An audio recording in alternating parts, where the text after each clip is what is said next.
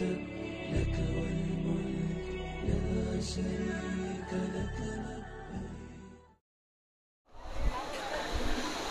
রাসূল সাল্লাল্লাহু আলাইহি ওয়াসাল্লাম বলেছেন, কেউ যদি আমার নামে অন্য কথা চালু করে তাহলে তার থাকার জায়গা জাহান্নাম।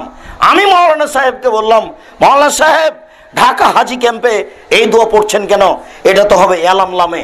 যখন এলামলামের উপর দিয়ে বিমান যাবে তখন বৈমানিকের পক্ষ থেকে বলে দিবে এহরাম বাঁধুন, এহরাম বাঁধুন। তখনও বলবে লাব্বাইক উমরাতান, লাব্বাইক আল্লাহুম্মা লাব্বাইক, লাব্বাইক লা শারীকা লাক, লাব্বাইক ইন্নাল হামদা ওয়া নি'মাতা লাক ওয়াল মুলক লা শারীকা লাক। এই দোয়া পড়বে। এখানে কেন? তখন আমাকে মাওলানা সাহেব বলছেন, হাজি ক্যাম্পে কেন? বাড়িতে পড়লেও হবে। রাসূল সাল্লাল্লাহু আলাইহি ওয়াসাল্লাম বলেছেন এলামলাম, আমি বললাম বাড়ি, আমার দাম নেই। রাসূল সাল্লাল্লাহু আলাইহি ওয়াসাল্লামের কথা চলে, আমার চলে না। ও হাজি সাহেব, কি হবে আপনার, কি হবে হুজুরের? সবাই বিপদে। আমি বলছি, আমাকে বলছে যে আপনাকে দম দিতে হবে, আপনার জরিমানা। কেন ভাই? আপনি স্যান্ডেল পরে আছেন। আমি চামড়ার স্যান্ডেল পরে বিমানবন্দরে ঢুকেছি, তো এই যে চাপ্পল পরতে হবে কেন? স্যান্ডেল যেন টাকনো ঢাকা না থাকে। তা আমার পায়ে যে চামড়ার স্যান্ডেল আছে এতে কোনো সমস্যা নেই, এতে টাকনা বাইরেই আছে। তখন ও বলছে যে আপনাকে দম দিতে হবে। দাড়ি চাচা মানুষ, ওই যে দম দিতে হবে কেন? যে এই যে আপনি এহরাম বাঁধার পরে চামড়ার স্যান্ডেল পরে আছেন, চাপ্পল পরতে হবে। আমার এহরামই হয়নি, তা আমার জরিমানা লাগবে কি করে? আমি তো এহরামই বাঁধার সময় পাইনি এখনো। আমি এলামলামে যাব, তারপর এহরাম বাঁধবো। ওই হুজুর বলে দিয়েছে ঢাকা হাজি ক্যাম্পে এহরাম বাঁধবে। এখন এহরাম বাঁধার পরে যদি চামড়ার স্যান্ডেল পরে থাকে, জুতা পরে থাকে, তাহলে তো উল্টা হয়ে গেছে। এখন জরিমানা দিতে হবে, দম দিতে হবে। আবার হুজুর বলে দিয়েছেন, মুআল্লিম সাহেব দেখো হজে কোথায় ত্রুটি বিচুটি হচ্ছে, অতএব একটা জরিমানা দিয়েই দাও, সন্ধ্যের উপরে একটা জরিমানা দিয়ে দাও, আমাকে টাকাটা দিয়ে দাও।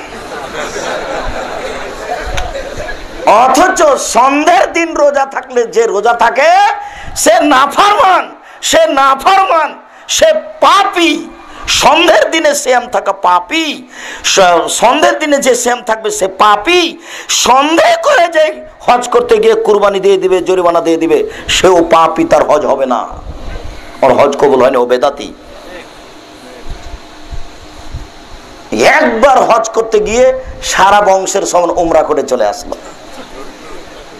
আশ্চর্য। আয়েশা রাদিয়াল্লাহু তাআলা আনহা ঋতুবতী হলেন, তাই আল্লাহ রাসূল বললেন, কি ব্যাপার আয়েশা, তুমি কাঁদো কেন? হাল হিসতে, তুমি কি ঋতুবতী? জি, ভালো লাগে না। আচ্ছা ঠিক আছে, চিন্তা করো না, থাকো, আমাদের সাথে থাকো। এই তপ ছাড়া সবকিছু করো। তপ ছাড়া সবকিছু করো মানে তাসবিহ তাহলিল করো, জিকির আজকার করো, কোরআন তেলাওয়াত করো। হুজুর বলেছেন যে ঋতুবতী মহিলা কোরআন তো পড়তে পাবে না, ছুঁইতেও পাবে না। আল্লাহ রাসূল বলছেন, আয়েশা তপ ছাড়া সবকিছু করো। কোরআন মাজিদ পড়া সবচেয়ে বড় জিকির। ঋতু অবস্থায় কোরআন পড়তে আল্লাহ রাসূল বললেন। এবার সময় শেষ। আব্দুর রহমান, জি, ওই যে তোমার বোনকে একটু তানিমে নিয়ে যাও তো, ওর উমরা বাকি আছে, তপ বাকি আছে, ওকে এহরাম বাঁধিয়ে এখানে তপটা করাও। তো আব্দুর রহমান একজন সাহাবী, ইনি বোনকে নিয়ে গেলেন তানিমে, বোনকে এহরাম বাঁধিয়ে তপ করালেন। তিনি একটা এহরাম বাঁধে তপ করতে পারতেন না? আপনি কি আব্দুর রহমানের চেয়ে দামি? আব্দুর রহমান হচ্ছেন আবু বকর সিদ্দিকের ছেলে। কই আব্দুর রহমান তো আয়েশা আল্লাহ রাসূলকে বললেন না যে আমার বোনের সাথে আমিও একটা তয়ে করেছি, উমরা করেছি, ওখানে এহরাম বেঁধে আমি একটা উমরা করেছি। কোন সাহাবী করলেন না, কোন তাবেঈ করলেন না, জিন্দেগিতে কোনো উদাহরণ ঘটলো না। আর আপনি এখানে একবার হজ করতে গিয়ে সারা বংশে যত লোক ছিল সবার সঙ্গে উমরা করে নিলেন। ধর্ম পৈতৃক সম্পত্তি, ধর্ম বাপের জমি, ধর্ম রাজশাহী চাঁপাইনবাবগঞ্জের হাওয়াই লাড্ডু, दोनों हाथ में लड्डू है, जो चाहे उसको खा ले, जो चाहे उसको छोड़ दे। ধর্ম নিজের ব্যাপার, ধর্ম পৈতৃক সম্পত্তি। আমি এই দিক দিয়ে চাষ শুরু করি, না হলে এই দিক দিয়ে চাষ শুরু করি, তাদের লোকের কি? ধর্ম নিজের ব্যাপার। জি না, অসম্ভব হতে পারে না। আপনার আমল যদি আল্লাহর আনুগত্যে মিল না খায় তাহলে বাতিল হবেই। রাসূলের আনুগত্যে মিল না খায় তাহলে বাতিল হবেই। এটা আর ভাবার কোনো সুযোগ নেই। আল্লাহ রাসূল বলছেন লা আযান ওয়ালা ইকামা ওয়ালা নেদা, ঈদের মাঠে আজান নাই, একামাত নাই, ডাক নাই। আপনি কেন চিৎকার করে বললেন যে আর 4 মিনিট আছে, যে যেখানে আছেন তাড়াতাড়ি আসেন? কেন আপনি বললেন? বলাই অপরাধ। ঈদের মাঠে এইভাবে ডাকা যাবে না, ডাকা হারাম। ও ইমাম সাহেব, ভয় করছেন কেন? ভয়ের কিছু নেই। 4 মিনিট আগে নির্ধারিত সময়ে শুরু হয়ে গেছে। চেয়ারম্যান সাহেব এসে বললেন, কেন শুরু করলেন? 4 মিনিট দেরি করতে পারলেন না? আপনি বলবেন, চেয়ারম্যান সাহেব নির্ধারিত সময়ে সালাত শুরু হয়েছে, আমি আপনার মুখের দিকে দেখে সালাত শুরু করতে পারি না, আমি আপনার ইমামতি করব না।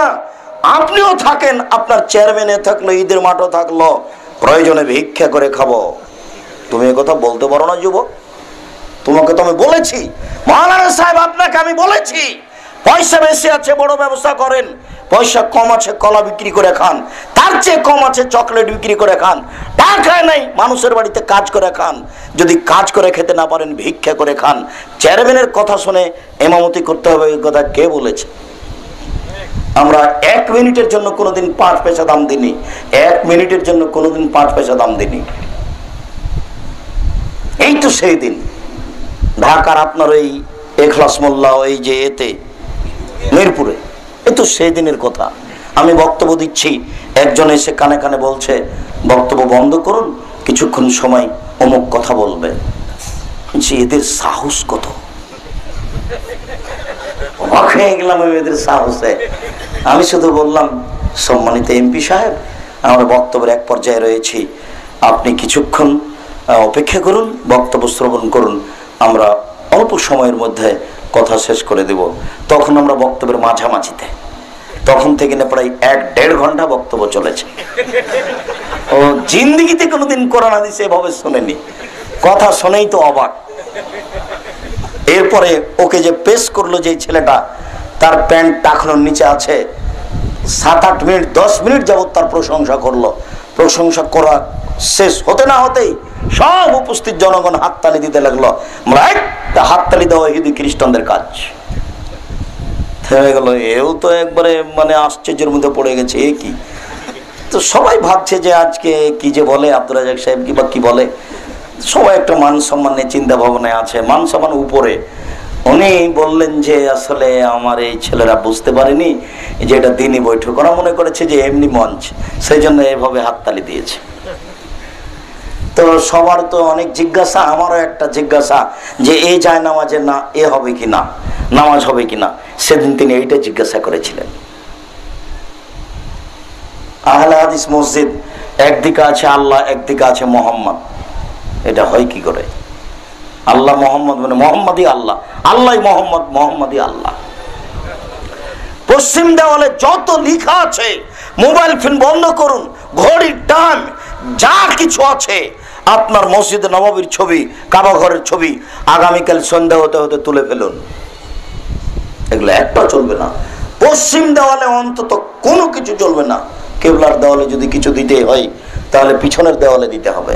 আল্লাহ আকবার বলার পরে ঘড়িটা দিয়ে রেখেছেন, টাইমটা আমি পড়ছি। আল্লাহ আকবার বলার পরে আমার চোখে পড়েছে না, আমি পড়ছি, তাহলে এটা কি হলো? ওইভাবে গিলাস লাগিয়ে রেখেছেন, আল্লাহ আকবার বলার পরে আমি নিজেকে দেখতে পাচ্ছি যে আমি হাত বেঁধে আছি, তাহলে এটা কি হলো? এই টাইলস কেন দিয়েছেন? এগুলো কেন লাগাচ্ছেন? আয়েশা রাদিয়াল্লাহু তাআলা আনহাকে আল্লাহ রাসূল বলছেন, আয়েশা এই তোমার চাদরটা সরাও, তোমার এই চাদরে ছবি আছে, আল হাতনি, এই ছবি আমাকে আমার সালাতের মধ্যে একাগ্রতা নষ্ট করেছে, তাড়াতাড়ি সরাও। এটা আপনার কি করে চলে?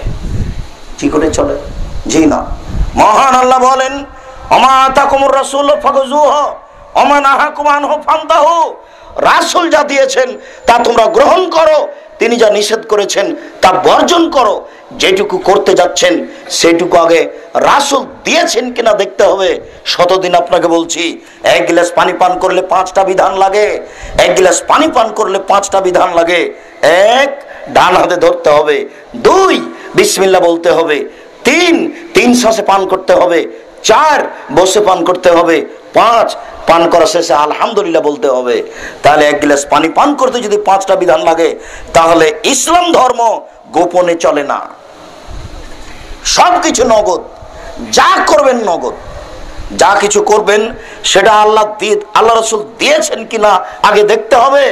আল্লাহ বলছেন রাসূল যেটা দিয়েছেন সেটা গ্রহণ করো, তিনি যেটা নিষেধ করেছেন সেটা বর্জন করো। তিনি দিয়েছেন কি? সালাত শুরু করতে হবে আল্লাহু আকবার বলে, এই যে দিয়েছেন। ডান পায়ে জুতা পরতে হবে, এই যে দিয়েছেন। বাম পায়ের জুতা খুলতে হবে, এই যে দিয়েছেন। বাড়িতে সালাম দিয়ে ঢুকতে হবে, এই যে দিয়েছেন। সত্য কথা বলতে হবে, এই যে দিয়েছেন। মিথ্যা নিষেধ, জেনা নিষেধ করেছেন, চুরি নিষেধ করেছেন, মিথ্যা কথা নিষেধ করেছেন, প্রতারণা নিষেধ করেছেন, ঘুষ নিষেধ করেছেন, সুদ নিষেধ করেছেন। যা তিনি নিষেধ করেছেন তা থেকে বিরত থাকতে হবে। আর যেটুকুতে করতে যাচ্ছেন আপনি সেটুকুতে করা থাকতে হবে। সম্মানিত উপস্থিতি, আপনাকে বলতে চাচ্ছি এই যে আপনি এই সামান্য ঈদুল আজহাতে কত বেদাত করলেন। আমার মা আমাকে বলছেন, শোনো কি, গরু কুরবানি দিতে হয়, মহিষ নয়। কেন মা? মহিষের গায়ে লোম কম, গরুর গায়ে লোম বেশি, আর লোম প্রতি নেকি হয়, এক লোমে 1 নেকি হয়। আমার মার কথা ঠিকই আছে। হুজুর কতদিন থেকে বক্তব্য শুনে আসলেন যে প্রতি লোমে নেকি হবে। হাদিসটি জাল, কথাটি মিথ্যে। তিনি বললেন বিচারের মাঠে গরুর গোশত, খুর, রক্ত, চামড়া সবকিছু দাড়ি পাল্লায় উঠে যাবে। নগদ মিথ্যে। কেন তিনি বললেন? বলবেন কেন? আহাবুল আমাল ইলাল্লাহে, যুলহিজ্জার 10 দিনের আমল আল্লাহর কাছে সবচেয়ে প্রিয়। তখন সাহাবীগণ বলে বসলেন জিহাদ। তখন আল্লাহ রাসূল বললেন জিহাদও নয়, জিহাদ করে যে আমল হবে সে আমল আল্লাহর কাছে যত প্রিয় তার চেয়ে যুলহিজ্জার 10 দিনের আমল বেশি প্রিয়। তাহলে যুলহিজ্জার 10 দিন আপনি কি করেন? কি আপনি করেন? তাকবীর তো হুজুর সময় দিয়েছে শুধু ঈদের দিন, তাহলে তাকবীর তো আর নেই, তো কি করবেন? কিছুই আমল নেই। কেউ যে বলে না, আয়েশা রাদিয়াল্লাহু তাআলা আনহা বলেন, আরবাউন লাম ইয়াদাহুন্না, রাসূল সাল্লাল্লাহু আলাইহি ওয়াসাল্লাম 4টা জিনিস কখনো ছাড়েননি জীবনে। 1, সওম ইয়াউমে আশুরা, আশুরার সিয়াম। 2, ওয়াল আশরা, যুলহিজ্জার 10। 3,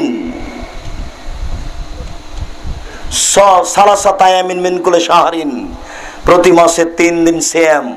4, রাকাতাইল ফজরে, ফজরের 2 রাকাত সুন্নাত। কি বুঝলেন?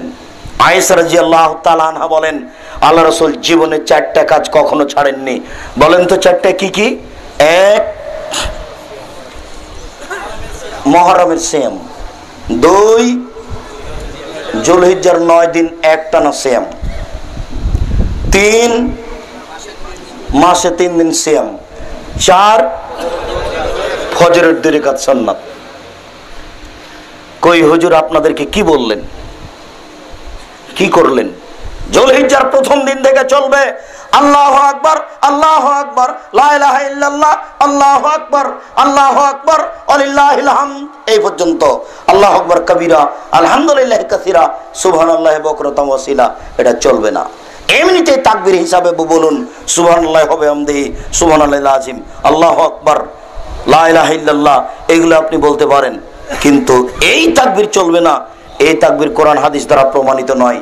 সম্মানিত উপস্থিতি, আমার খুব ভালো স্মরণ আছে, ওই যে সেই দিন আমি ঈদের মাঠে যেতেই আমার চাচাতো দাদা আমাকে বলছেন, এই বক্তব্য তুই দিতে পারিস?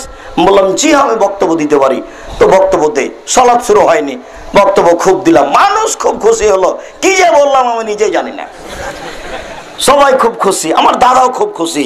দেখলাম যে আমি বক্তব্য দিলাম সালাতের আগে, আমার দাদা খুব খুশি হলেন, সবাই জনগণ খুশি হলো। অথচ আবু মুসা আশআরী রাদিয়াল্লাহু তাআলা আনহু বলেন, আল্লাহ রাসূল যখন ঈদের মাঠে যেতেন, ফাওয়ালু শাইইন ইয়াবদাউ সালাহ, ঈদের মাঠে তিনি প্রথমে গিয়ে সালাত আদায় করতেন। কোনো কথা নেই, সালাতের আগে বক্তব্য চলবে না, এর নাম বিদআত। যারা সালাতের আগে বক্তব্য দেয় তাদের ইবাদত কবুল হবে না। শুধু একজন লোক ওই ঈদের মাঠে গিয়ে দেখছি চালিয়ে যাচ্ছে, আল্লাহু আকবার, আল্লাহু আকবার, লা ইলাহা ইল্লাল্লাহ, আল্লাহু আকবার, আল্লাহু আকবার, ওয়ালিল্লাহিল হামদ। এরা সবাই শুনছে। একই কথা, শুধু ঈদের মাঠে কেন, দিন রাত সব সময় রাসূল সাল্লাল্লাহু আলাইহি ওয়াসাল্লাম বলছেন, আইয়ামুত তাশরিকে আইয়ামুল আকলে ওয়া শুরবে ওয়া যিকরে। আইয়ামুত তাশরিক হচ্ছে খাওয়ার দিন, পান করার দিন, জিকিরের দিন। খাওয়ার দিন, পান করার দিন, জিকিরের দিন। আইয়ামুত তাশরিককে এই কাপুরুষ সন্তান, অশিক্ষিত ছেলেমেয়েরা ধরে নিলে এটা জেনার দিন।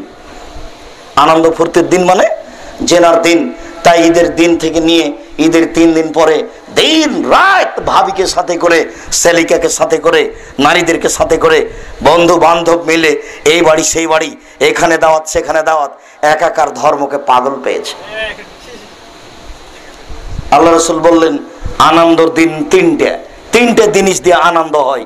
1 খাওয়া, 2 পান করা, 3 তাকবীর। এই 3টা হলো আনন্দের দিন।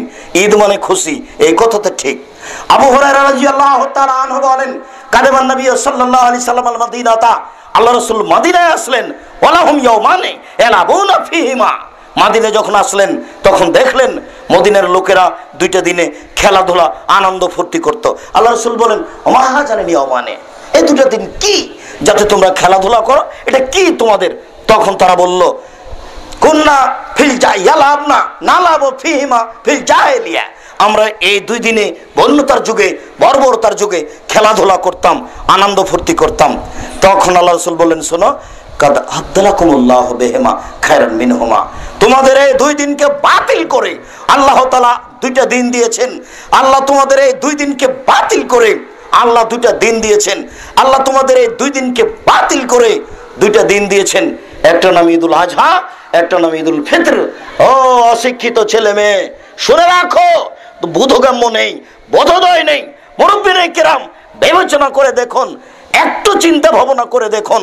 আল্লাহ রাসূল যদি বলতেন, তোমাদের 2 আমি দিলাম 2, তোমাদের 2 আমি দিলাম 2, 2 এ 2 এ 4, তাহলে আজকে তোমার একটা মা দিবস থাকতো, একটা তোমার বাপ দিবস থাকতো, একটা তোমার জন্ম দিবস থাকতো, একটা তোমার 16 ডিসেম্বর থাকতো। তোমার দিবস পালন করতে করতে আর পড়া লাগতো না।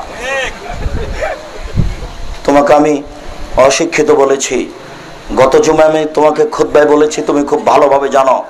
ক্লাস 5, 6, 7, 8, 9 এইসব বইগুলির, যেগুলো শরীরচর্চা বই, এইসব শরীরচর্চা বইয়ে তুমি পড়ে দেখো একজন মহিলার স্তন কিভাবে বড় হয়, একটা মেয়ের স্তন কিভাবে বড় হয়, এগুলো বইয়ে লেখা আছে। ছাত্র ছাত্রী, শিক্ষক শিক্ষিকা সবাইকে একসাথে এটা পড়তে হবে। বলো, যারা বই লিখেছে তারা শিক্ষিত নাকি? এরাই মূর্খ, এরাই বন্য, এরাই বর্বর, এরাই অসভ্য। সেদিন তোমাকে আমি একটা কথা শোনাচ্ছিলাম, লেখককে এরকম হতে হবে। লেখক কেমন হতে হবে? দুরন্ত ডানপিটা আবুল কাসেম ফজলুল হক ঘন্টার ঘন্টা পানিতে সাঁতার দিতেন। একদিন তার পিতা তার মাকে বলছেন, তোমার এই ছেলেকে কুমিরে খাবে। তোমার ছেলে ঘন্টার ঘন্টা সাঁতার দেয়, পাশে কুমির ভেসে ওঠে। তখন ছেলের মা বলছে, কি কুলক্ষণে কথা বলেন, আমার ছেলে যদি বেঁচে থাকে এই দেশ থেকে কুমির তাড়াবে। কুমির হলো ইংরেজ। শুনেন, একটু চিন্তা ভাবনা করে কলম লিখতে হয়। আয়েশা রাদিয়াল্লাহু তাআলা আনহা বলেন, রাসূল সাল্লাল্লাহু আলাইহি সাল্লাম বলেছেন, মান আহাদাসা ফি আমরিনা হাযা মা লাইসা মিনহু ফাহুরাত, কেউ যদি আমার শরীয়তে নতুন কিছু ঘটায় তাহলে তা পরিত্যাজ্য, আপনার আমল বাতিল হবেই। আবু হুরায়রা রাদিয়াল্লাহু তাআলা আনহু বলেন, রাসূল সাল্লাল্লাহু আলাইহি সাল্লাম বলেছেন, মান আমিলা আমালান লাইসা আলাইহি আমরুনা ফাহুরাত, কেউ যদি কোনো আমল করে তাতে যদি আমার নির্দেশনা না থাকে, আপনি আঙ্গুলে তাসবিহ গণনা করবেন কি, তাসবিহ দানায় তাসবিহ গণনা করবেন, আপনি বিবেচনা করে দেখুন আপনি 15 সাবান শ্যাম থাকবেন কিনা, আপনি কুলখানি করবেন কিনা, চাহলাম করবেন কিনা। একটা মানুষ মারা গেল, তার জন্য আপনি এইভাবে গরু জবাই করে খাইয়ে দিলেন। আর যেই বাড়িতে লোক মারা গেছে সেই বাড়িতে আজকে মিষ্টি খাওয়ানো হচ্ছে, সকাল থেকে রান্না শুরু হয়ে যাচ্ছে। নাউজুবিল্লাহ মিন জালিক। রাসূল সাল্লাল্লাহু আলাইহি সাল্লাম বললেন, যার বাড়িতে মানুষ মারা গেছে তার বাড়িতে তোমরা খাবার দিয়ে আসো, সেখানে খাওয়ার ব্যবস্থা হবে না, রান্না হবে না। আর আজকে যেই বাড়িতে মানুষ মারা যাচ্ছে সেই বাড়িতে মিষ্টি, সেই বাড়িতে খাওয়া। 2 দিন পরে গরু জবাই, 1 দিন পরে গরু জবাই, কে একটু ভাবে না এটা বৈধ কিনা? এই ছেলে শোনো, তুমি যে তোমার বাপের জন্য এই গরুটা জবাই করলে, তোমার চাচা চাচি আত্মীয় স্বজন দেশবাসী খেলে, তুমি কি বুঝতে পেরেছো এটা কি? একটু দেখো তো আমার দিকে, তোমাকে একটু দেখাই। রাসূল সাল্লাল্লাহু আলাইহি সাল্লাম রাস্তায় হাঁটছিলেন, হাঁটতে হাঁটতে দেখলেন একটা খেজুর, তুলে নিলেন। খেজুরটা তুলে নিয়ে বলছেন, লাউলা আনতা মিনাস সাদাকা, ও খেজুর, তুমি যদি সাদকার খেজুর না হতে তাহলে আমি তোমাকে খেয়ে নিতাম। রাস্তায় একটা খেজুর পড়েছিল, আল্লাহ রাসূল তুলে নিয়ে বলছেন, হতেও পারে যেটা সাদকার খেজুর, হয়তো বা কেউ সাদকার খেজুর নিয়ে যাচ্ছিল তাই পড়ে গেছে, এটা সাদকার খেজুর হতে পারে। আল্লাহ রাসূল খেলেন না, সন্দেহ করে। একটা খেজুর, আল্লাহ রাসূল বসে আছেন, হোসাইন বসে আছে, ছোট বাচ্চা ছেলে, অনেক সাদকার খেজুর আছে, একটা খেজুর মুখে তুলে দিয়েছে হোসাইন। আল্লাহ রাসূল লাফ দিয়ে উঠে মুখের ভিতরে হাত ঢুকিয়ে, কাক কাক, কি করেছো, বের করো, বউন করে জোর করে মুখ থেকে বের করে ফেলে দিলেন। তিনি বললেন, করেছো কি? আরে এটা সাদকা, এটা মানুষের ময়লা, আমরা তো খাই না, আমাদের বাড়িতে যারা কাজ করে তারাও খায় না, আমাদের উপর এটা হারাম, আমাদের বাড়ির কাজের লোকের জন্য হারাম। যুবক, তোমার বাপের জন্য যে গরু জবাই করেছে সেটা সাদকা, সেটা মানুষের ময়লা, সেটা তোমার চাচা, তোমার চাচি, তোমার আত্মীয় স্বজন তোমরা খেতে পারো কি করে? আর সেটা 40 দিন পরে, 20 দিন পরে, 10 দিন পরে, 4 দিন পরে জবাই করলে কি করে? এটা একেবারেই হারাম। কুলখানি হারাম, চাহালাম হারাম, গরু জবাই করা হারাম, চালিসা হারাম, মরা মানুষের নামে এভাবে কোরআন তেলাওয়াত করা হারাম। এগুলো একটাও শরীয়ত সম্মত নয়। সম্মানিত উপস্থিতি, রাসূল সাল্লাল্লাহু আলাইহি সাল্লাম বলেন, কুল্লু উম্মতি ইয়াদখুলুল জান্নাহ, আমার উম্মতের সবাই জান্নাতে যাবে, ইল্লা মান আবা, তবে যে অস্বীকার করলো সেই জাহান্নামে যাবে। বলা হলো, আল্লাহ রাসূল, মান আবা, কে আপনাকে অস্বীকার করলো? তিনি বললেন, মান আতানি ফাদাখালাল জান্নাহ, যে আনুগত্য করলো সেই জান্নাতে যাবে। ওমান আসানি ফাকাদ আবা, যে আনুগত্য করলো না সেই জাহান্নামে যাবে। সম্মানিত উপস্থিতি, মধ্যখানে একটা কথা বলে রাখছি, আর একটা গুরুত্বপূর্ণ হাদিস আছে, পেশ করার পরে এই বিষয়ে আরো কিছু কথা বলে আমরা আলোচনার শেষের দিকে যাব। মধ্যখানের জরুরি কথাটি হচ্ছে এই, মনে রাখবেন, বাংলাদেশের ইতিহাসে সবচেয়ে বড় সম্মেলন, সবচেয়ে বড় প্রস্তুতি আমাদের ইনশাআল্লাহ আপনাদের এলাকায়, সেটা হচ্ছে 26-27 নভেম্বর রোজ বৃহস্পতিবার এবং সোমবার সম্মেলন। রোজ বৃহস্পতিবার এবং শুক্রবার এই 2 দিন সম্মেলন হাঁটাবো জামিয়া সালাফিয়া রূপগঞ্জ। এখানে জমিয়তের সমস্ত আলেম আছেন, এখানে আন্দোলনের সব আলেম থাকবেন, পিস টিভির যারা আছে সবাই থাকবেন।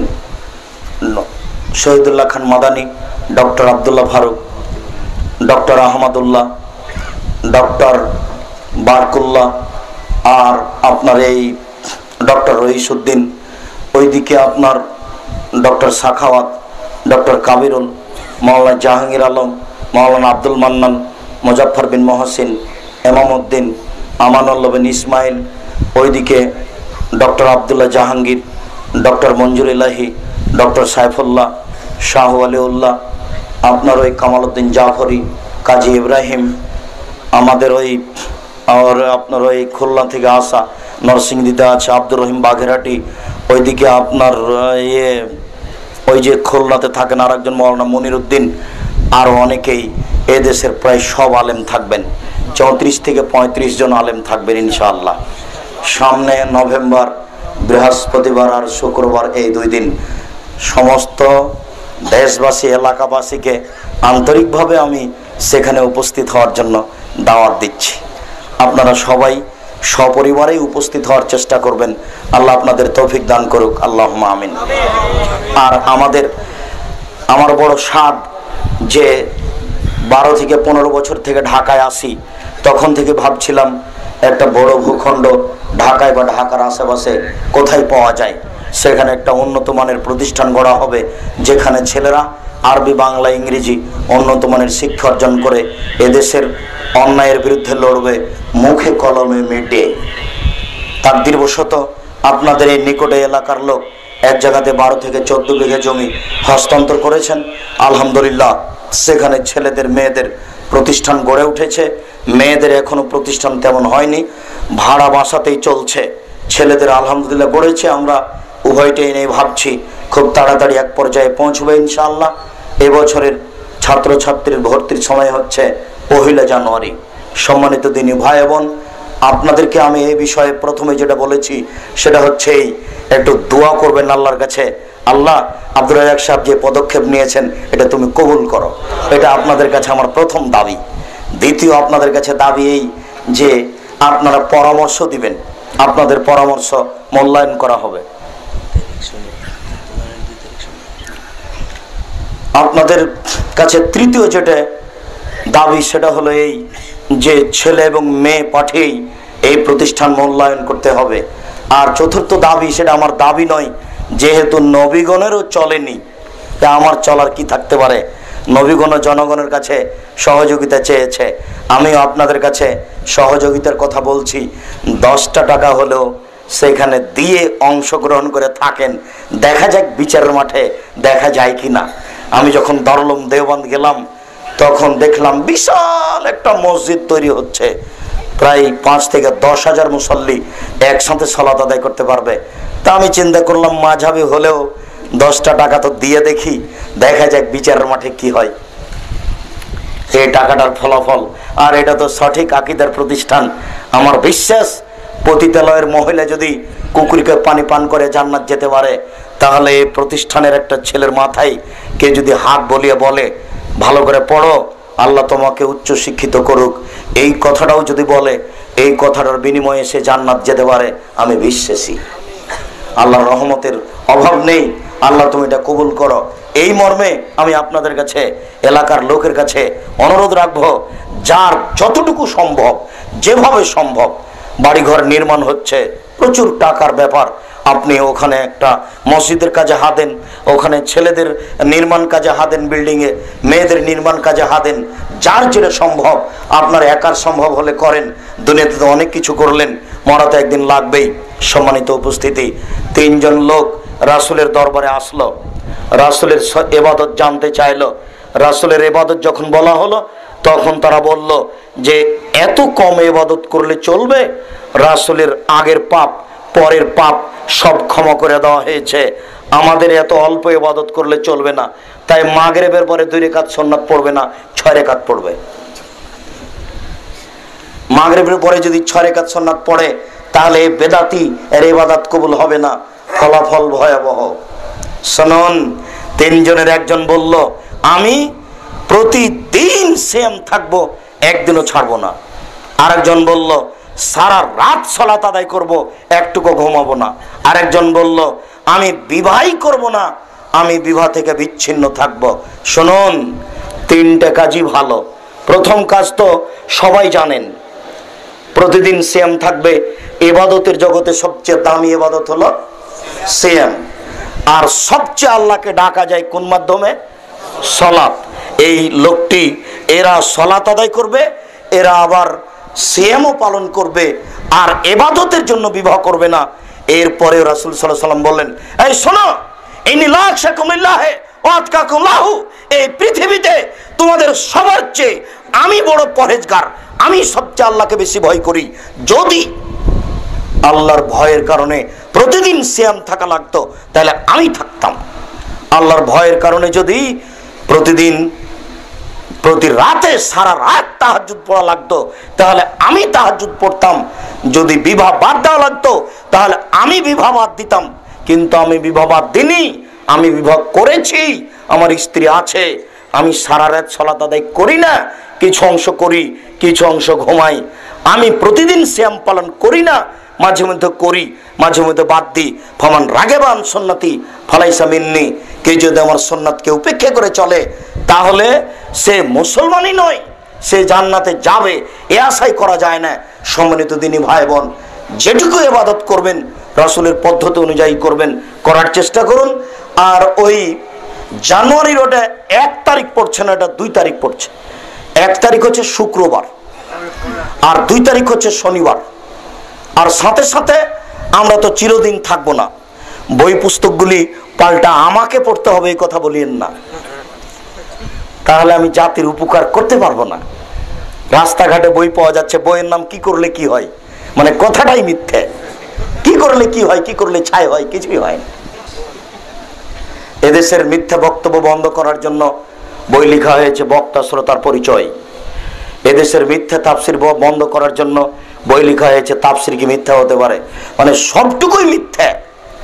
আর ওই বাচ্চা ছেলে, ছোট ছেলে আব্দুল্লাহ বিন আব্দুর রাজ্জাক, এই বাচ্চা বুকে হাত বাঁধতে হবে এ ব্যাপারে একটা বই অনুবাদ করেছে। এত তথ্যবহুল বই আমি দেখিনি কোনোদিন। ওই বাচ্চা একটা বই বের করেছে, আলবানী রাহিমাহুল্লাহ একটা হাদিসকে একবার সহি বললেন, একবার জয়ীফ বললেন, কি করে এটা হতে পারে, কি করে তার বিস্তারিত তথ্য দিয়েছে। দুইটা বই মিলে 100 টাকা হয়, 77 টাকা আর 30 টাকা। এই বই দুটো পড়ে দেখান তো ছোট বাচ্চা কি লিখেছে, বিস্তারিত দেখতে হবে, পড়তে হবে। তাফসীরের বইটা পড়ুন, আর মরণ একদিন তো চলে আসবে, সেটাও পড়তে হবে। মহিলাদের পক্ষ থেকে কিছু জিজ্ঞাসা, একটা ওটা ধরে একটা এখানে জি একটা ওই সাইড থেকে এখান থেকে দুটোই হক আদায়, তাই? আচ্ছা, জরুরি জিজ্ঞাসা, আপনারা একটু সবাই শোনেন, বইগুলি সংগ্রহ করুন আর শোনেন। বিবাহের পর কাদের সাথে কথা বলা জায়েজ বা জায়েজ না, বিস্তারিত বলবেন কি? বাপ, ছেলে, ছেলের ছেলে, মেয়ের ছেলে, এদের সাথে কথা বলা যায়। যাদের সাথে বিবাহ হারাম তাদের সাথে কথা বলা যায়। আপনারা একটু ধৈর্য ধারণ করেন। নামাজ শেষে হাত তুলে মোনাজাত করা যাবে কি? নামাজ শেষে হাত তুলে মোনাজাত করা বিদআত। হাত তুলে দোয়া করার পিছনে হাদিস আছে 42টি। সময় সাপেক্ষে হাত তুলে দোয়া করবেন। হাত তুলে দোয়া করা ব্যক্তিগত আমল। একটি মৃত ব্যক্তির কবর থেকে মাটি তুলে বা হাড় কি পুনরায় অন্য জায়গায় কবর দেওয়া যাবে? জি, যাবে। কবর স্থানান্তর করা যায়। কবর খুঁড়ে যা পাবেন সেইটুকু আর এক জায়গাতে গর্ত খুঁড়ে পুঁতে দেন, এটা যাবে, এটা ঠিক আছে। 40 দিনের আগে শিশু মারা গেলে তার কি আকিকা দেওয়া যাবে? 7 দিনের আগে বাচ্চা মারা গেলে আকিকা লাগবে না। 7 দিনের পরে আকিকা চলে না। 14 দিনে আকিকা চলে না। 21 দিনে আকিকা চলে না। জীবনে একদিন আকিকা চলে না। জীবনে একদিন চলে বলে যে হাদিসটি বলা হয়েছে সে হাদিসটি বাতিল। আলবানী রাহিমাহুল্লাহ তাকে সহি বলেছেন, একাধিক বিদ্বান তাকে জাল বলেছেন, এরপরেও কোন সাহাবী তার প্রতি আমল করেননি।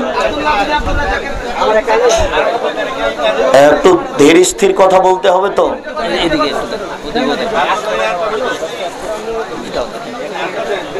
সব দিচ্ছেন সব, আপনারা একটু ধৈর্য ধারণ করেন, কথা বলিয়েন না। মনকে কিভাবে পবিত্র রাখা যায়? মনকে পবিত্র রাখার জন্য লা ইলাহা ইল্লাল্লাহ জিকিরটা ঘন ঘন করতে হবে, চুপে চুপে। আর 2 রাকাত সালাত আদায় করে রাতে কান্নাকাটি করতে হবে, তাহলে মনটা ঠিক থাকবে। আমি বুঝতে পারছি যে প্রায় মানুষ জেনার সাথে জড়িয়ে যাচ্ছে, খুব তওবা করার ইচ্ছা করছে, তবুও হচ্ছে না। রাতে উঠে 2 রাকাত সালাত আদায় করে কান্নাকাটি করুন, ইনশাআল্লাহ ঠিক হয়ে যাবে।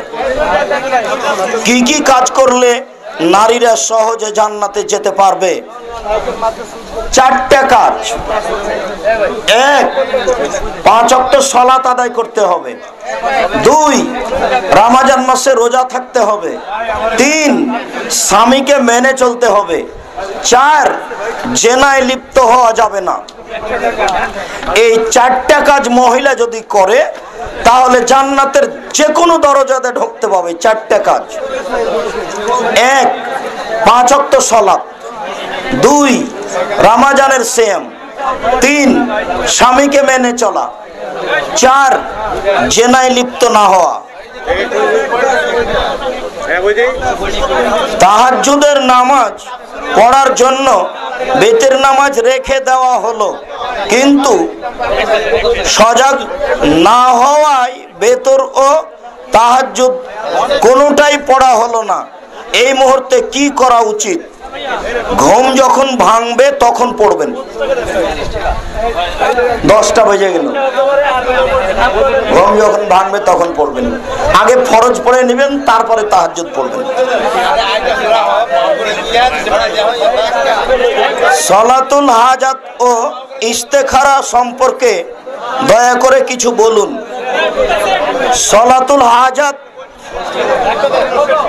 বিপদের জন্য যেটা করে সেটা সলাতুল হাজাত, বিপদকে লক্ষ্য করে।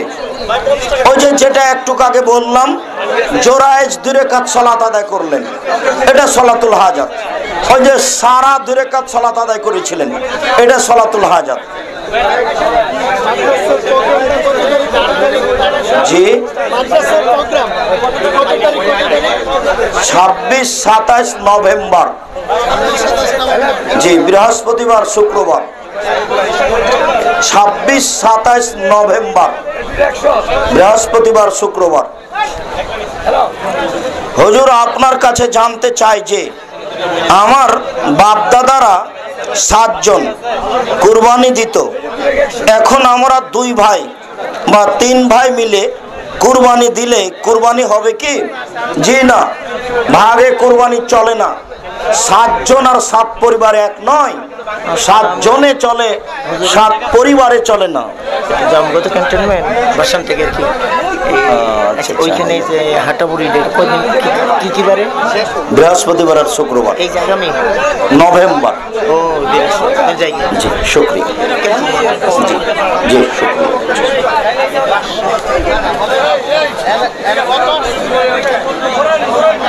রাত হলে ইফতারি করো, কিন্তু রাসূল সাল্লাল্লাহু আলাইহি ওয়াসাল্লাম বলেছেন জলদি করে ইফতারি করো।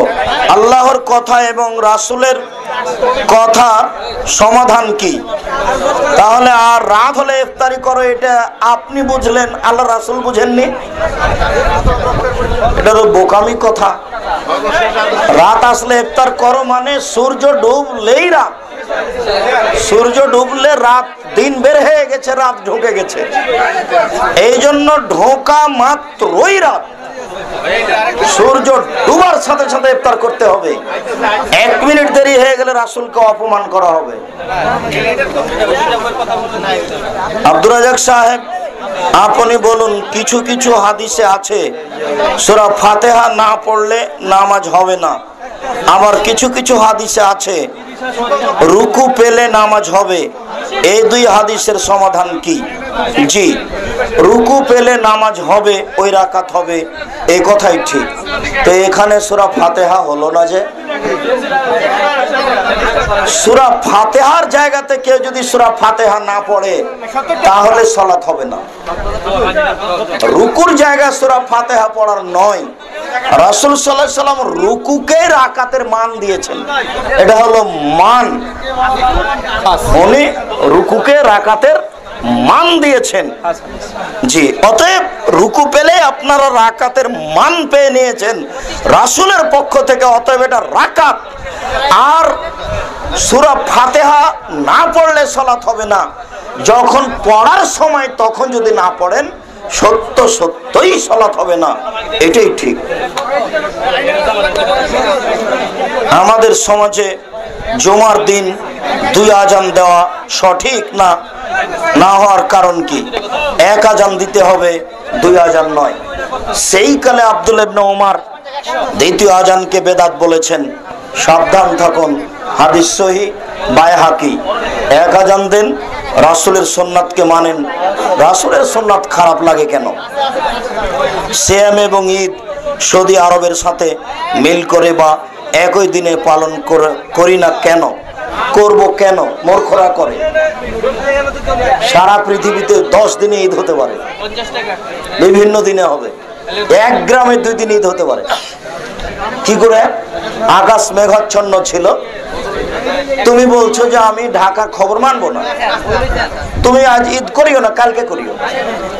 আমি ঢাকার খবর মানছি, আমি আজকে ঈদ করব। এক গ্রামে 2 দিন ঈদ হতে পারে, সারা পৃথিবী তো বহু দূরের কথা। মাথায় কিছু আছে?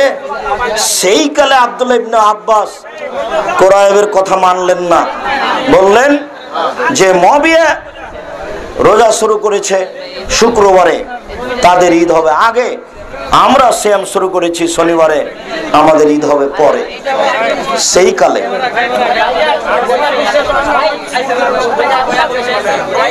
আরাফার রোজার ওটা দিন উল্লেখ করে আল্লাহ রাসূল বলেছেন সওমে আরাফা। সারা পৃথিবীর মানুষ আরাফার দিন সিয়াম পালন করবে, যদি না পারে পরের দিন করবে।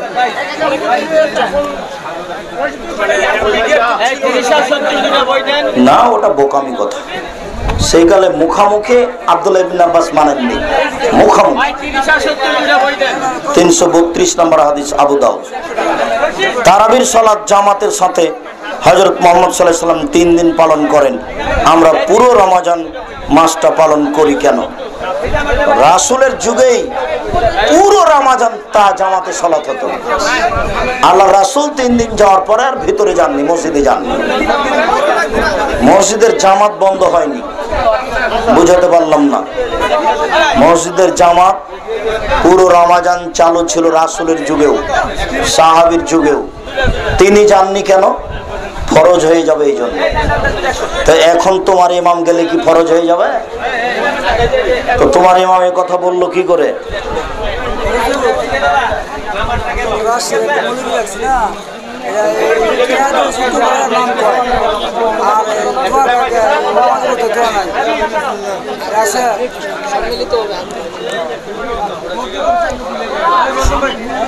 এলাকার মানুষ দাওয়াত খাওয়ানোর পর হাদিয়া স্বরূপ কিছু টাকা দেয়।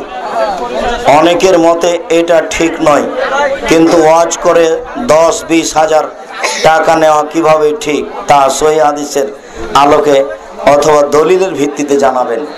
ঠিক 10,000-20,000 করে টাকা দিবেন কেন? দিন না। চুক্তিতে যারা টাকা চেয়েছে তাদের বক্তব্য শোনা যাবে না, তারা দিন প্রচার করতে আসেনি। এটা প্রথমেই বলেছি, যেটা টাকা কম হলে মুখ কালো হয়, আগেই তাকে পাথর দিতে হয়, পরে আবার এত টাকা না হলে বক্তব্য দিতে যায় না। এরকম হয়ে গেলে বক্তব্য শুনতে হবে না। আর আমরা তো বলেছি যে 90 সাল থেকে আমি আছি মাঠে। কেউ যদি কোনোদিন বলে দিতে পারে যে আব্দুর রাজ্জাক সাহেব পথ খরচ চেয়েছিল, তাহলে আমি জাতির সামনে কোনোদিন বক্তব্য দিতে আসবো না। ও তো একদিনের কথা নয়। আর যদি তোমরা আজকে বলো যে আজকে টাকা দেওয়া হবে না, তা আমার কাছে টাকা আছে, আমি যেতে পারবো ইনশাআল্লাহ। গাড়ি রাজশাহীর তেলে চলে, ব্রিজ ভাড়া লাগে 1000, আর 10,000 8,000 টাকা তেল খরচ, আর 1000 ওকে দিতে হবে 3,000। এই টাকা আমি দিয়ে দেবো ইনশাআল্লাহ।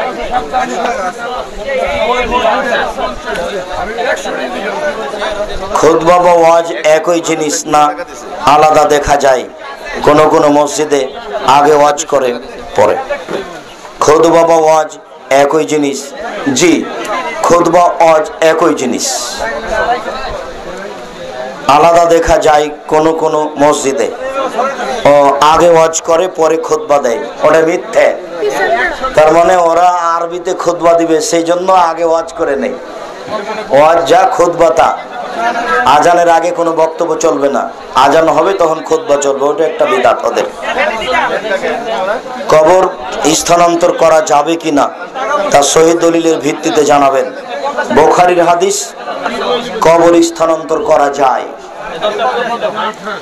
বাংলাদেশের বর্তমান নির্বাচন পদ্ধতি কোরআন ও সহিহ হাদিসের আলোকে কি ঠিক আছে সেটা আপনি বুঝেন না? যে মাদ্রাসার সভাপতি সিগারেট খায় তাকে কি রাখা যাবে? সভাপতি সিগারেট খাচ্ছে, সভাপতি মাদ্রাসার সভাপতি হয় কি করে? এরপরেও যে হওয়াটা কাবিরা গুনাহ এ কথা নয়, এটা তার একটা খারাপ আমল। আপনারা তাকে পরামর্শ দেন এই আমল থেকে ফিরে আস। যাদের কারণে 5 ওয়াক্ত ফরজ সালাতের পর মোনাজাত হয় তাদের তাদের পরিণতি কি হবে? তারা বেদাতি, তাদের ফলাফল ভয়াবহ। আল্লাহ তাদেরকে সুমতি দান করুক। আল্লাহ কি হজ করা যায় হুজুর? একটু বলেন। এতগুলো হুজুর, জি, মৃত ব্যক্তির নামে কি হজ করা যায়? মরা মানুষের নামে কি হজ করা যায়? যায়। মরা মানুষের নামে কুরবানি দেওয়া যায় না, মরা মানুষের পক্ষ থেকে হজ করা যায়। সহিহ হাদিস মুসলিম। আমাদের এলাকায় এক লোক মরার পূর্বে বলে গেছেন তার নামাজের জানাজা যেন চরমনায়ের পীর সাহেব যেন পড়ায়। তার উপদেশটা, তার ওসিয়তটা ভুল হয়ে গেছে। আপনারা ওসিয়ত পালন করিয়েন না। কি তারপর যদি ওনার নামাজের জানাজার পড়ানো হয় তখন উনি জানাজা ও পড়িয়েছেন, আবার একই সাথে উনি নাকি অন্য কোথাও মাহফিলে ছিলেন। ও মাহফিলে না থেকেই জানাজা পড়িয়েছেন, মাহফিলেও থাকছেন, জানাজাও পড়েছেন। মাহফিলে থাকছেন, জানাজা পড়িয়েছেন। কত বড় পীর! তোমরাও মদ খেয়েছো, উনিও মদ খেয়েছে। এসব বিবেক হারাচ্ছে, সব পাগল মানুষ। আমার ব্যাংকে কোটি কোটি টাকা আছে, লাখ লাখ টাকা লাভ হয় বা সুদ হয়, আবার ইন্টারেস্টও বলে। এখন এই পাপের, এই লাভের টাকা দিয়া এবং সুদের টাকা দিয়া কুরবানি হবে কি না? এটা কি বলা লাগে? কুরবানি হবে না। নবী মুহাম্মদ সাল্লাল্লাহু আলাইহি সাল্লাম কি দিয়ে তৈরি? মুহাম্মদ সাল্লাল্লাহু আলাইহি সাল্লাম মাটির তৈরি। সেদিন বললাম না যে জিবরাইল আলাইহিস সালাম আমাদের নবীকে নিয়ে প্রথম আকাশে গেলেন। প্রথম আকাশে গিয়ে বলছেন ইনি আদম, ইনি আপনার পিতা। তাহলে আদম যে মাটির তৈরি সবাই জানে। আদম কিসের তৈরি? মাটির তৈরি, সবাই জানে। নামাজের পর আমাদের এলাকায় সম্মিলিত মোনাজাত হয়। আমরা ইমামদের কাছে এর বিধান জানতে চাইলে তারা বলে এটা নাকি হাদিসে আছে। মোনাজাত হাত তুলে দোয়া তো হাদিসে আছে, 42টি সহিহ হাদিস আছে হাত তুলে দোয়া করার। নামাজের পরে সবাই মিলে হাত তুলে দোয়া করা বিদআত। আমার একজন বন্ধু নেশা করে, সে মন থেকে চায় ভালো হতে, কিন্তু বেশি দিন ধরে রাখতে পারে না। ও 2 রাকাত সালাত আদায় করে কান্নাকাটি করবে। এভাবে করতেই থাক, ইনশাআল্লাহ আল্লাহ তার প্রতি দয়া করবেন। আহলে হাদিসেরা কি শুধু কোরআন হাদিস মানে? ইজমা কিয়াস কি কোনো প্রয়োজন নেই? জি না, ইজমা কিয়াসের প্রয়োজন নেই। কোরআন এবং সহিহ হাদিস দিয়েই ধর্ম চলে। আমি 18 বছর থেকে ফতোয়া লিখছি, 18 বছর থেকে, প্রতি মাসে লিখছি। এ হাত দিয়ে 18 বছর থেকে ফতোয়া লিখে আসছি। কোনোদিন ইজমা এবং কিয়াসের প্রয়োজন হয়নি। আর আমি বিশ্বাসী কিয়ামত পর্যন্ত প্রয়োজন হবে না। এই কথাটা একদিন বলেছিলাম কুষ্টিয়ায়। একটা ছেলে ওখান থেকে দাঁড়িয়ে বলছে, জনাব 2টা মেয়ে একসাথে জন্ম নিয়েছে, তাদের অঙ্গ প্রত্যঙ্গ পৃথক পৃথক, তাদের গায়ের সাথে গাও লেগে আছে, তাদের পেশাব পায়খানা একসাথে প্রয়োজন হয়। ওরা 2 বোন, অঙ্গ প্রত্যঙ্গ সব পৃথক, এদের বিবাহের প্রয়োজন। এদের দেখি বিবাহ দিয়ে দেন দেখি। তখন আমি বললাম যে আল্লাহ বলেছেন লা ইউকাল্লিফুল্লাহু নাফসান ইল্লা উসআহা, আল্লাহ এমন বিধান মানুষের উপরে চাপান না যেটা মানুষ বহন করতে পারবে না। অতএব আপনারা দেখেন এদেশে বড় ডাক্তার কোথাও পাওয়া যায় কিনা, বড় ডাক্তার দিয়ে এদের দুইজনকে পৃথক করা যায় কিনা। যদি পৃথক করা না যায় তাহলে একজনের সাথে বিবাহ দিয়ে দিবেন, সেটাই ঠিক হবে, সমস্যা নেই। এখন আপনারা এরকম মেয়ে বের করেন, আর কে বিবাহ করতে রাজি হচ্ছে সেটা বের করেন। এক বোনের স্বামী প্রবাসে 8-9 বছর ধরে আছে, একবারও দেশে আসেনি। বোন পরহেজগার, নামাজি, অনেক কান্নাকাটি করে। স্বামী বলেছে দেশে আসার জন্য, স্বামী কথা শোনে না। এই অবস্থায় বোন কি করবে? বোন ধৈর্য ধারণ করে থাকবে, আর না হয় তাকে জানিয়ে দিবে যে আমি তোমার সাথে সংসার করলাম না, খোলা তালাক। খোলা তালাক দেওয়ার 1 মাস পরে অন্য জায়গাতে বিবাহ বসবে। স্ত্রী বেহায়া বেপর্দা হয়ে চলাফেরা করে, নিষেধ করলে শোনে না।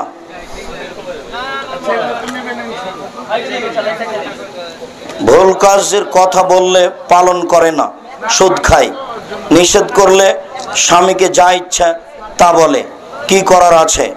আপনি ধৈর্য ধারণ করুন, উপদেশ দেন। বাদ্যযন্ত্র কি হারাম? জি, বাদ্যযন্ত্র একেবারেই হারাম, টোটালেই হারাম। আমার মা তাবলীগ করে এবং আমার দেখা মতে তিনি অনেক বেদাতি আমল করে। যেমন কেউ মারা গেলে তিনি কি কাজে কি যেন খতম করেন, এগুলো সব বিদআত। মহিলাদের বৈঠক চলবে না, এখানে ওখানে গিয়ে বৈঠক করতে পাবে না। মহিলা বাড়িতে বসে 5 জনকে শোনাতে পারে। তুমি বলো তো কি আছে ওতে? না, ওই কিছু বেদাত করে পরে আসরের পরে কিছু মহিলাদের নিয়ে জিগির করে, এটা নিয়ে আমার সাথে প্রায় কথা তর্কাতর্কি হয়। তো আমি চাই না মার সাথে বেয়াদবি করতে, এই কারণে কি করতে পারি? এই ছেলের মা আসরের পরে বসে জিকির করে 5 জন মহিলাদেরকে নিয়ে, আর অনেক বিদআত আমল করে। ও একজন বেদাতি মহিলা, তাকে তোবা করে ফিরে আসতে হবে। ও যদি তোবা করে ফিরে না আসে তাহলে তার পরকাল ভয়াবহ। এমন মানুষের ইবাদত কবুল হবে না। আমি লন্ডনে বসবাস করি, সেখানে প্রায় 11 মাস প্রচন্ড শীত থাকে। এর কারণে আমি টাকনুর নিচে কাপড় রাখি। এই ব্যাপারে আমি কি করতে পারি? উপর থেকে যে কাপড়টা যাচ্ছে সেটা টাকনুর নিচে রাখা যাবে না, তাহলে নিচে থেকে যেটা উঠানো হচ্ছে সেইটাতে তুমি টাকনু ঢেকে রাখো। উপর থেকে যে কোনো পোশাকে টাকনু ঢাকা হারাম।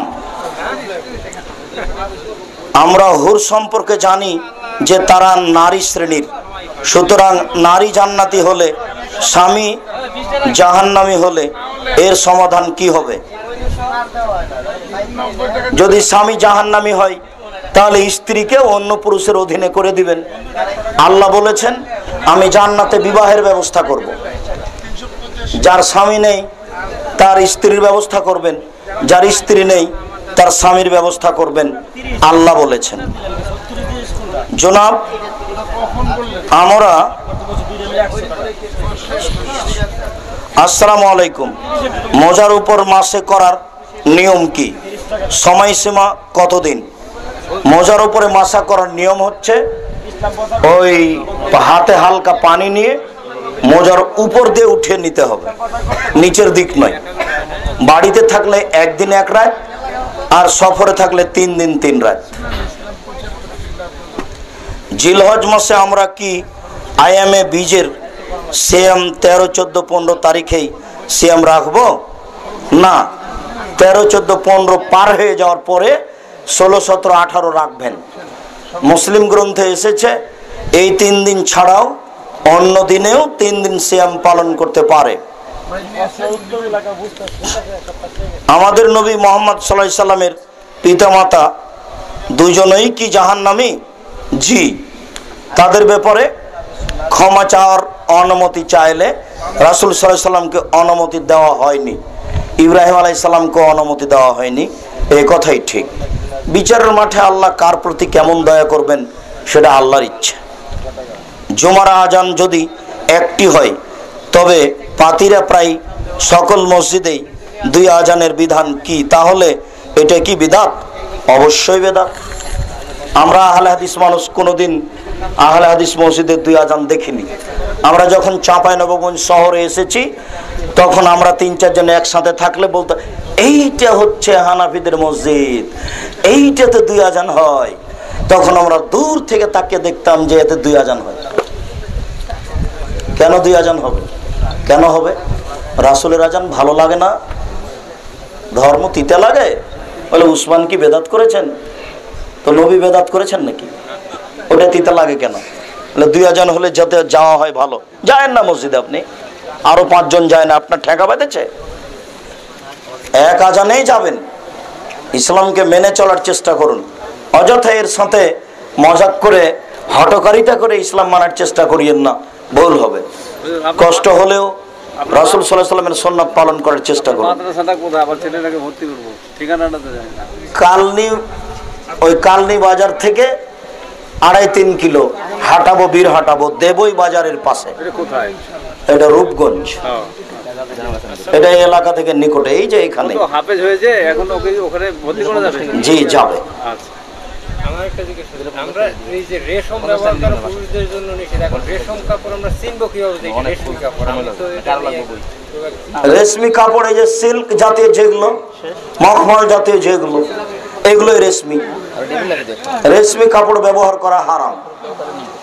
হুজুর, শুকরিয়া। বাবার জাযাকুমুল্লাহ। জান্নাতের সার্টিফিকেট দিছে, এটা কি ঠিক?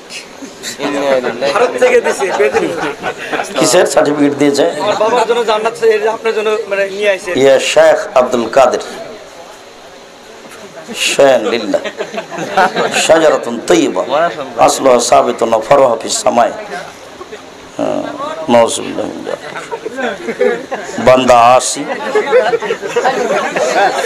রশিদ আলী আল কাদেরী। জি, এটা নিয়ে যাও, এটা কাজে লাগবে।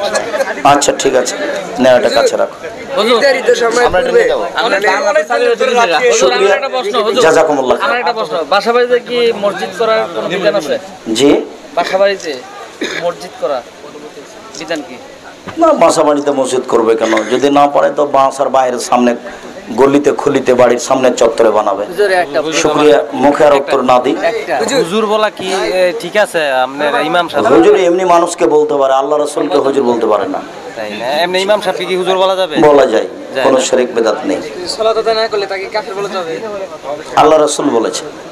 শুকরিয়া, জাযাকুমুল্লাহ খায়র। আল্লাহ আমাদের যারা মারা গেছে তুমি তাদের কবরের শাস্তি মাফ করো। আমরা যারা অসুস্থ তুমি তাদের আরোগ্য দান করো। যারা আমরা বেঁচে আছি তুমি তাদেরকে তোমার রাসূলের পদ্ধতি অনুযায়ী চলার তৌফিক দান করো। এ দাবি এ দাওয়া তোমার দরবারে রেখে আজকের সংক্ষিপ্ত আলোচনা এখানে শেষ করলাম। সুবহানাকা আল্লাহুম্মা ওয়া বিহামদিকা আশহাদু আল্লা ইলাহা ইল্লা আনতা আস্তাগফিরুকা ওয়া আতুবু ইলাইক। আসসালামু আলাইকুম ওয়া রাহমাতুল্লাহ। আলহামদুলিল্লাহ, আমরা তোমার